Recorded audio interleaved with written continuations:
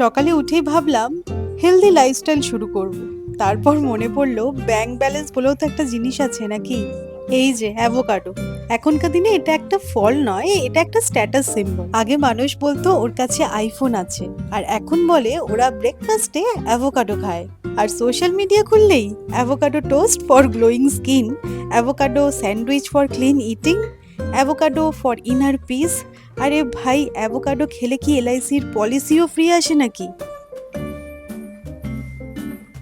তাও আমিও বানিয়ে ফেললাম অ্যাভোকাডো স্যান্ডউইচ, কারণ ট্রেন্ড ফলো না করলে অ্যালগোরিদম নাকি রাগ করে।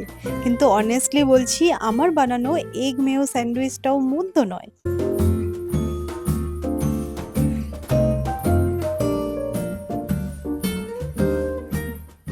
তবুও ভিডিওটা আপলোড হবেই, কারণ অ্যাভোকাডো যতটা দামি, কন্টেন্ট তার থেকেও দামি। তবে যাই হোক না কেন, স্যান্ডউইচটা দেখতে কিন্তু বেশ অ্যাস্থেটিক হয়েছে, কি বলো? এর সাথে আমি নিয়েছিলাম 1 কাপ ব্ল্যাক কফি।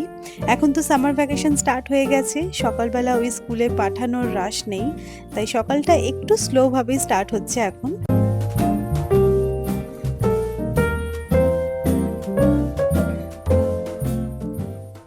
তবে এই পুরো সামার ভ্যাকেশনে বাচ্চাদেরকে এনগেজ রাখা কিন্তু একটা বিশাল বড় চ্যালেঞ্জ। তো আমি তোজোর জন্য যেটা প্ল্যান করেছি, আমি কিছু অ্যাক্টিভিটি শিট প্রিন্ট আউট করে নিয়েছি। আজকে যেমন আমি ওকে শেখাচ্ছি পেপার কোলাজ, আর তার জন্য আমি কিছু কালারফুল মার্বেল পেপার নিয়ে নিয়েছি, সেগুলোকে স্কোয়ার শেপে কেটে নিয়েছি।